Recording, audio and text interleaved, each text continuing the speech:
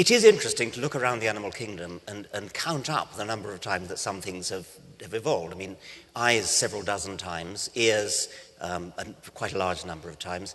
Echolocation, that's finding your way around by sonar, only 4 times.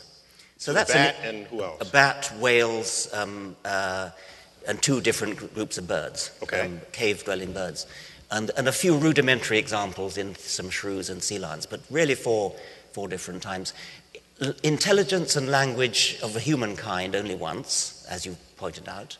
So it can't be that important for survival. Well, if natural selection is at work, it should have shown up many more times. You think so? But I mean, it's a genuinely interesting point that I think biologists haven't thought about enough, is to go around the animal kingdom counting up the number of separate arisings of something, because that does tell you something about what you might expect elsewhere in the universe. You'd expect eyes. You might expect echolocation. Hypodermic syringes, stingers, about a couple of dozen. I'm talking about independent evolutions now. You look about spiders. Our version of that would be called guns. Yeah. Called what? Our version of the hypodermic stinger would be called a gun. Yes, right? okay. You sting someone with so but I'm talking about something that penetrates the body and injects poison.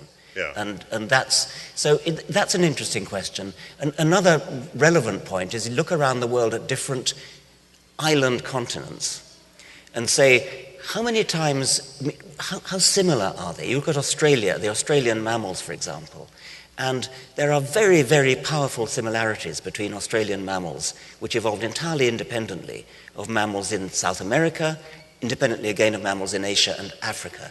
And so, again, that gives you a kind of a clue for how predictable evolution is. Other worlds are going to be very different, but we perhaps shouldn't write off the possibility that the Hollywood aliens are not, they might not be that unimaginative. I mean, my colleague Simon Conway Morris has even suggested that there is very likely that there will be, if not humans, at least bipedal, big-brained, language-toting, hand-toting, forward-looking eyes for stereoscopy, pretty much humans. He thinks it's highly likely. He's got a religious agenda, I'm sorry to say, for that.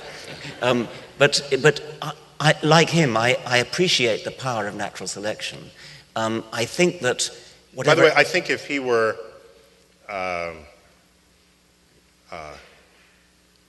if he were a creature other than a primate, he might be giving a different list of things. I think that that's matter. right, yeah, I think that's probably right. The horse doesn't have 2 eyes facing forward, but the horse damn near can see directly behind it. And so the horse would be valuing that fact. Oh, I'm not denigrating horses at all. I mean, there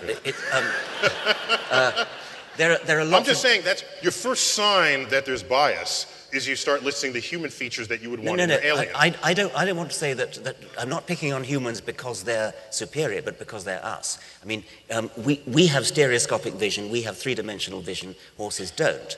They have a different kind of vision, insects have a different kind of vision.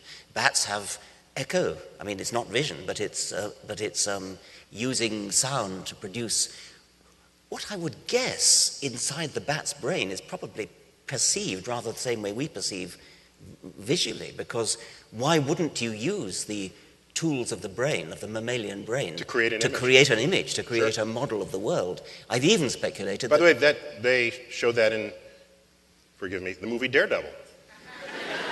Do they have bats?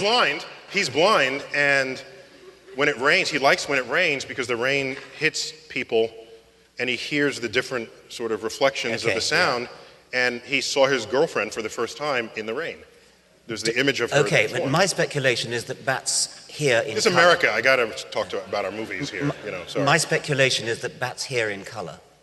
Because why wouldn't you use color? Color is just hue, perceived hue, is nothing more than a label that the brain uses. Precisely. That's all it is. Yeah. Color, you attach it to some sequence of changed phenomena. And so bats would most usefully use color as a sign. For example, the difference between a furry moth and a leathery locust might be perceived as red versus blue. Mm-hmm. And that would be a very useful way for natural selection to have tied the labels of hue onto something that would seem very strange to us, but